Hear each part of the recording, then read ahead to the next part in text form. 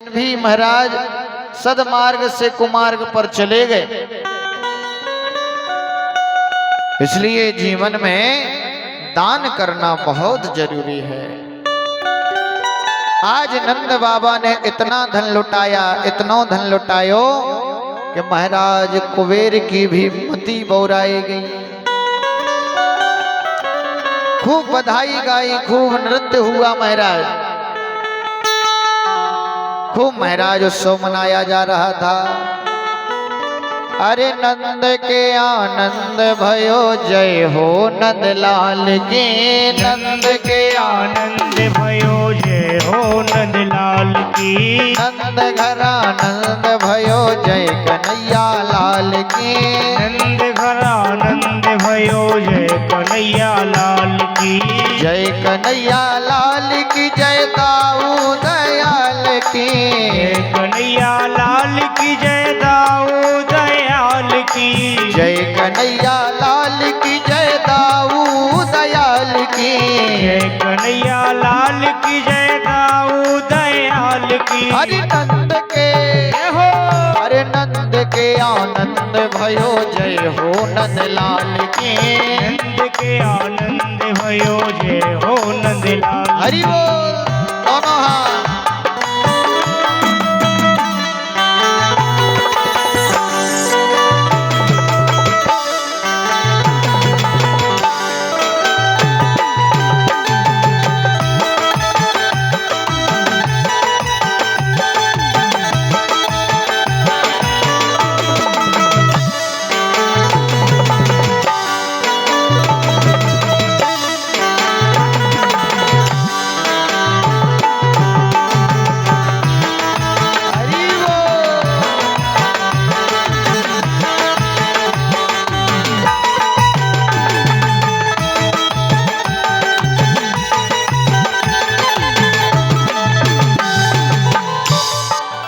पर नंद बाबा ने भी भैया जो जैसा व्यक्ति है वैसी व्यवस्था बनाई। जानन खा लड्डू पेड़ा, बूढ़न खा लापसी। जानन खा लड्डू पेड़ा, बूढ़न को लापसी। जानन खा लड्डू पेड़ा, बूढ़न खा लापसी। जानन खा लड्डू पेड़ा, बूढ़न को लापसी। जोन के मुंह में दांत नहीं है, जब इनसे चबाऊ तो न बने, सो बढ़िया लस्सी बनवा कई में चबावे को काम ही नहीं है, मुरावे को काम ही नहीं है, सीधो डार और डारे। अरे जवानन खा लड्डू पेड़ा, बूढ़न खा लापसी। जानन खा लड्डू पेड़ा, बूढ़न को लापसी। बूढ़न खा लापसी, हाँ बूढ़न खा लापसी।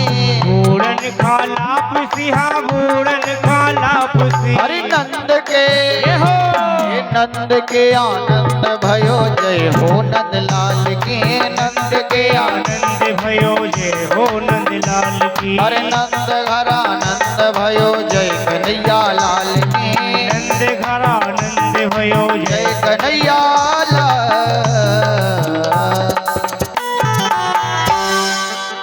आज खूब नृत्य हो रहे हो महाराज, खूब बधाई गाई जा रही है। पर नृत्य करते करते, नाचते नाचते बाबा को याद आए गई कि या लाला के चक्कर में तो इतने बहबल हो गए कि वह राजा कंस को कर चुपावो भी भूल गए महाराज। नंद बाबा कहते रे ब्रजवासियों, यदि नेक सो समय लग जावेगो राजा कंस के कर चुकावने में, तो पतो ना है भैया ये कौन सो उत्पात मचावेगो। नंद बाबा कहते ब्रजवासियों, तुम मेरे लाला की रक्षा करियो और मैं महाराज कंस को कर चुकावे के बाद वापस आता हूं। सुखदेव जी बोले राजन, नंद बाबा कंस का कर चुकाने के लिए निकल पड़े। नंदस्य कंसस्य वारिसिक्यं करम दा तुम गुरुद बहा। कंस का कर चुकाने के लिए आज नंद बाबा जो है मथुरा की ओर निकल दिए महाराज। बाबा कहते हैं कि राजन, बाबा ने जाए कि नहीं कंस को कर चुकायो। कर तो जानते हैं ना, कर माने टैक्स। आज भी टैक्स अपन हो भी लगा, हर सामग्री पे टैक्स चल रहा, जो हो का के जीएसटी चल रही कि नहीं चल रही। महाराज बाबा ने जाए कि नहीं, नंद बाबा ने कंस को कर चुकायो और मन में सोची कि जब मथुरा तक आयो हूं तो अपने मित्र वसुदेव से भेंट करके चलूं। नंद बाबा अपने मित्र वसुदेव से मिलने जाते हैं और जैसे ही अपने वसुदेव को नंद बाबा ने देखा, वसुदेव जी ने नंद बाबा को देखा, तुरंत महाराज हृदय से लगा लिया। आज महाराज दोनों का मिलन, सुखदेव जी कहते ऐसा है भैया कि आज दोनों मित्र अपनी अपनी व्यथा प्रकट नहीं कर पा रहे। क्यों? आज नंद बाबा लाला के जन्मोत्सव में आनंदित हैं पर अपने मित्र से बखान नहीं कर पाते। क्यों? क्योंकि नंद बाबा को पतो है कि मेरो मित्र जो है 6 पुत्रों के शोक में डूबा हुआ है, इसलिए मैं आनंद कैसे व्यक्त करूं। आज वसुदेव अपने पुत्रों की व्यथा नहीं व्यक्त कर पाते। क्यों? क्योंकि पता है कि मेरा मित्र अभी पुत्र के आनंद में डूबा है। परस्पर दोनों मित्रों ने एक दूसरे की व्यथा को जब देखा तो अपने भाव कंठ तक लाए और कंठ में ही विराजमान रखे रहे, बाहर नहीं निकाले। महाराज सच्चा मित्र वही है जो जीवन में केवल सुख में, स्वार्थ में आपके साथ ना रहे, दोनों परिस्थिति में और तो और सुख में हो चाहे ना हो, पर कष्ट में आपके साथ सदैव जो हो, समझ लेना कि वही आपका सच्चा मित्र है। लिखा भी है कि जो ना मित्र दुखे होए दुखारी, ताही बिलो कहते पातक भारी। जो ना मित्र दुख होए दुखारी, ताही बिलो तो पातक भारी। अरे जो ना मित्र दुख होए दुखारी, जो ना मित्र दुख होए दुखारी, ये जो ना मित्र होते होए दुखारी, जो ना मित्र दुख होए दुखारी। जो ना मित्र दुखे हो ही दुखारी, ताही बिलो कहते पातक भारी। ताही बिलो तो पातक भारी। जो मित्र अपनी मित्र की व्यथा में, कष्ट में, दुख में सम्मिलित ना हो, केवल सुख में साथ में हो, तो समझ लेना वो तुम्हारा मित्र नहीं है, सबसे बड़ा शत्रु है महाराज। आज नंद बाबा को जब वसुदेव ने देखा तो मन में सोचो कि मैं अपनो लाला तो या के घर में छोड़ के आयो हूं और ये पतो ना है मथुरा में कहा कर रहे हो है। अरे कहीं कंस को नेक सी भी इसकी भनक लग गई तो पतो ना है कौन सो उत्पात मचाएगो। वसुदेव जी कहते हैं अरे बाबा नंद, तो नाय पतो मैं बहुत बड़ो जोशाचारी हूं। अच्छा बाबा, और मैंने अभी अभी तेरी मस्तिष्क की रेखाओं को देखा है कि तू जल्दी से अपने घर कूंजा। तेरे घर में बहुत भारी संकट आए व्यवहारो है। नंद बाबा कहते, अरे मित्र कौन सी बात कर रहे हो, मेरे घर में संकट? बोले तेरे मस्तिष्क की रेखाएं बता रही। अब बाबा को तो ये चिंता थी कि मेरो लाला में यहाँ के घर में छोड़े आयो हूँ, ये जी मथुरा में कहा कर रहे हो। तुरंत बाबा ने टाइम नहीं लगाया और मित्र से भेंट की और तुरंत महाराज अपनी नंदगांव की ओर निकल गए। नारायण नारायण का जाप करते हुए, हे नारायण मेरे लाला की रक्षा करियो।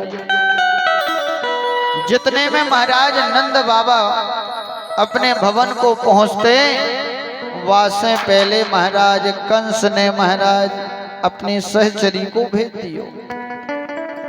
कौन?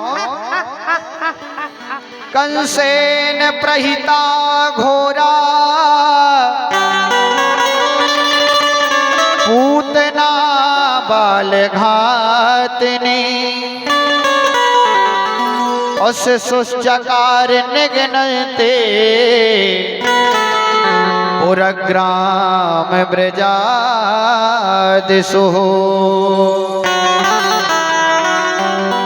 कंसेन प्रहिता घोरा, कंस की सहचरी कौन? कंस की दासी कौन? बकी, बकी माने पूतना, बकासुर की बहन पूतना। जितने में महाराज बाबा गांव को पहुंचते, पास में पहले ही नंद बाबा के भवन के बाहर पूतना महाराज जाके खड़ी हो गई। कंस ने पूतना से कहा कि जाओ ब्रजमंडल में आज से 8 दिन के अंदर जितने भी बालक हुए हैं सबको उठा के खा जाओ। जैसे महाराज ब्रज में प्रवेश हुई नंद भवन के पास, और देखो महाराज नंद भवन के अंदर से आवाज आ रही है, बोलो नंद के लाला की। पूतना ने सोची कि काऊ लाला को जन्म भयो है, और जे वही लाला तो ना है जैसे मेरे महाराज को कष्ट है। खूब दास दासियां गोपियां सज धज करके माखन मटकी ले ले करके भवन में महाराज प्रवेश करती जा रही हैं। सो पूतना ने भी महाराज अपना स्वरूप बदल लिया। थी राक्षसी, छोटी मोटी नहीं थी पूतना, 6 कोस की थी। कितने? 6 कोस, 6 त्रि 18 किलोमीटर की है। अब देखो तो अपन ने काऊ ने नहीं है, लेकिन भागवत जी में ऐसा ही है। महाराज इसने सुंदर सा वेश बनाया और जाके नंद भवन में प्रवेश कर गई। सारी गोपियां बधाई देती, यशोदा बधाई हो, तेरे यहाँ लाला 80 वर्ष की आयु में भयो है, भगवान ने बड़ी कृपा की। पूतना ने भी ऐसा सुंदर वेश बनाया मानो दूसरी लक्ष्मी मैया बैकुंठ से नीचे उतर आई। और जाकर के महाराज यशोदा से कहती, अरे यशोदा बधाई हो। और जैसे ही यशोदा ने पूतना की ओर देखा सो आंखें फटी की फटी रह गई। यशोदा ने पहचानो ना है, मन में सोची हाय राम या गोपी हो ना, मैंने आज लो देखो ना आज तक मिली या से। पूतना कहती, क्यों यशोदा पहचानो ना है? पर यशोदा मैया ने मना ना किया। मैया ने मन में सोचा ऐसा ना हो मना कर दें तो बुरा मान जाए। अरे बहन पहचान लियो। अरे यशोदा मैंने सुना है तेरे यहाँ बढ़िया सुंदर सो लाला भयो है। हाँ बहन जा, वो सामने पालने में पौड़ो भयो है, मेरे लाला को आशीर्वाद दे दे। कहाँ है तेरो लाला? वो सामने लेटा भया है। तुरंत महाराज पूतना जाती है कन्हैया के पलना के पास। कन्हैया भी कहते हो मौसी आई गई हैं।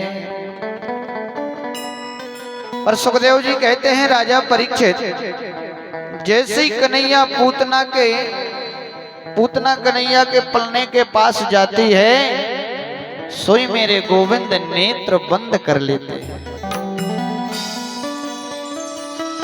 अब परीक्षित ने प्रश्न कर दिया, महाराज आखिर गोविंद ने नेत्र बंद क्यों किए? नेत्र बंद करने का मतलब क्या है? तो नेत्र बंद करने के बहुत से अर्थ निकाले संत महात्मा। सुखदेव जी कहते हैं राजन, मानो कन्हैया ने नेत्र बंद इसलिए किए कि भगवान का अवतार काय के लिए हुआ है? दुष्टों के संहार के लिए। तो महाराज आपने देखा होगा कि अपन कोई कार्य जब शुरुआत करते हैं, कोई भी कार्य हो, नया कार्य शुरू जब करते हैं, तो सबसे पहले अगरबत्ती लगाते हैं, आंख बंद करके ध्यान करते हैं। तो जो भी दुष्टों को संहार करवे को काम प्रभु पूतना से प्रारंभ कर रहे। तो मानो प्रभु ने नेत्र बंद इसलिए किए कि नेत्र बंद करके आज महाराज मेरे गोविंद मंगलाचरण कर रहे हो। अथवा दूसरा भाव,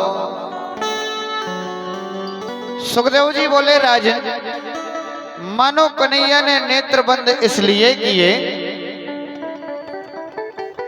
कि मेरे गोविंद जो है बनावटी, दिखावटी और कपट वाले स्वरूप पर अपनी दृष्टि नहीं डाला। जो बनावटी भेष बना के आता है, जैसे सूप न खाने गई के रोचेरे रूप धरी अरे प्रभु पही आई, ओ बोली बचने बहुत मुस्काई। थी तो राक्षसी पर सुंदर बनावटी भेष बनाया और राम जी से कहने लगी, तो सम पुरुष नमो सम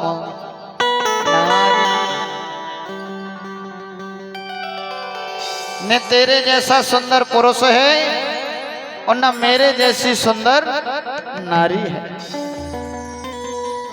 कहने लगी विवाह कर लो।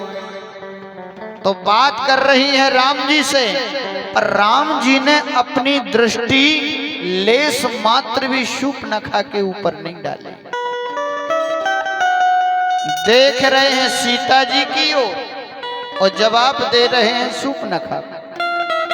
सीता चितई कही मृदु बाता और अहई कुमार मोर लघु भ्राता। देख रहे सीता जी की ओर और जवाब शूर्पणखा को दे रहे। कहने का तात्पर्य यह है कि प्रभु कहना चाहते कि मैं दिखावटी, बनावटी, कपट वाले स्वरूप पर बात करना तो बहुत दूर की बात है, अपनी दृष्टि भी नहीं डालता। ऐसी आज मानो पूतना बनावटी भेष बना करके आई है, अपने स्तनों में जहर लगा के गोविंद के प्राण हरने आई है। तो मानो मेरे गोविंद ने नेत्र बंद इसलिए किए कि कपट और बनावटी भेष पर मैं अपनी दृष्टि नहीं डालता। भगवान कहते हैं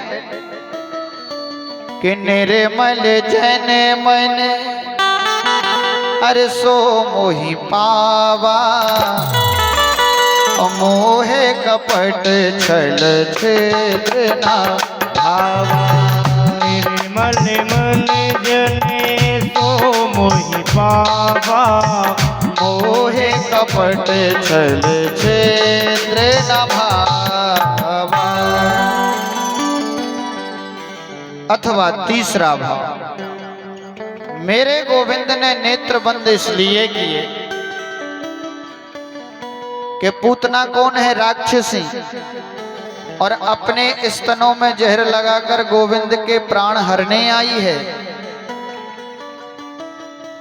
तो मानो गोविंद ने नेत्र बंद इसलिए किए कि नेत्र बंद करके महाराज मानो भोले बाबा का ध्यान कर रहे हो कि हे भोले बाबा, हम तो आए थे या ब्रजमंडल में कि बढ़िया माखन खाएंगे, दूध पिएंगे, दही खाएंगे, पर ये मौसी तो पहले ही दिन विस्प बाबे के ताई आए गई।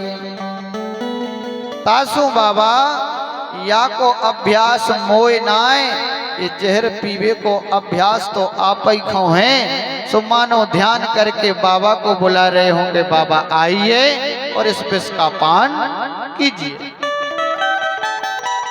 अथवा चौथा भाव, मेरे गोविंद ने नेत्र बंद इसलिए किए कि प्रभु के नेत्र क्या हैं? एक है चंद्रलोक, एक है सूर्यलोक। तो मानो दोनों नेत्र बंद किए हैं, तो मानो कि सूर्य देव कहते हैं कि मैं इसे अपने लोक में तो नहीं आने दूंगा। चंद्रदेव भी कहते हैं कि मैं इसे अपने लोक में मैं भी नहीं आने दूंगा। और अंतिम भाव बताया कि राजन, गोविंद ने नेत्र बंद इसलिए किए, गोविंद के नेत्र बड़ी चपल है। गोविंद ने मन में विचार किया, ऐसा ना हो कि यदि मैं नेत्र खोले के बैठा रहा और कहीं ये पूतना आके हमसे नैनों से नैना चार कर ले, काम कुछ और करने आई है वो भूल जाए, कहीं प्रेम ना कर बैठे, क्योंकि नेत्र चपल हैं। मानो इसलिए नेत्र बंद किए। आज महाराज कन्हैया पल्ले में पौड़े हुए हैं और पूतना ने गोविंद को उठायो और अपनो स्तन निकालो और कन्हैया के महाराज मुंह में दे दियो। नंद भवन से निकल के महाराज आकाश मार्ग की ओर उड़ाए के ले गए। महाराज पर मेरे गोविंद ने भी सबसे पहले पूतना के दुग्ध को पान किया, फिर विष को पान किया और विष के बाद मेरे गोविंद ने प्राणों को पीना प्रारंभ कर दिया। और जहां प्राणों को पीना प्रारंभ किया, सो पूतना छटपटाई और चिल्लाने लगी, समुझ चमुझ चाल में प्रभाषणी निष्पीड्यमाना खिल जीव मरमणि। पूतना कहती है, अरे पूत छोड़, अरे नंद के लाला छोड़, अरे यशोदा के लाला छोड़। पर महाराज कन्हैया कहते हैं, मौसी या तो मैं पकड़ता नहीं हूं, और एक बार यदि मैं जिसको पकड़ लूं तो फिर मैं उसे छोड़ता नहीं हूं। कालांतर में महाराज पूतना का देहांत हो गया। 6 कोस का शरीर जब ब्रजमंडल में गिरा तो उतने बन के सारे वृक्ष चटरपट करके टूट गए। और महाराज धड़ाम से जब पूतना गिरी, सो गोविंदाय नमो नमः हो। और पूतना के देह के ऊपर मेरे गोविंद खेलते नजर दिखाई पड़ रहे। जहां धड़ाम की आवाज सुनी, सो यशोदा घबराई और दौड़ी दौड़ी महाराज पलना में आई। जब लल्ला को ना पाई तो बहुत घबराई। अरे भैया, लाला पलना में ना आए, कितको गयो, कौन ले गयो? यशोदा कहती है, अरे ब्रजवासियों, एक नई गोपी आई थी, बाबी मोय नाय दिखे, मोय तो ऐसो लगे है कि वाई मेरे लाला को लेके नहीं भाग गई है। जैसे ही महाराज नंद भवन के बाहर आके वन में देखा तो पहाड़ के जैसी पूतना ढेर पड़ी हुई है, जिसके ऊपर मेरे कृष्ण कन्हैया लाल खेलते नजर पड़ रहे हैं। सारे ब्रजवासियों ने देखा, रे भैया ये पूतना कांते आई। महाराज तुरंत सीढ़ियां लगा करके कन्हैया को नीचे उतारा। तब तक सामने से नंद बाबा नारायण नारायण करते हुए मथुरा से चले आ रहे थे। ब्रजवासियों ने कहा, बाबा बड़े समय पर आ गए हो, देखो तो ये दुष्ट राक्षसी पूतना कहां से आई गई।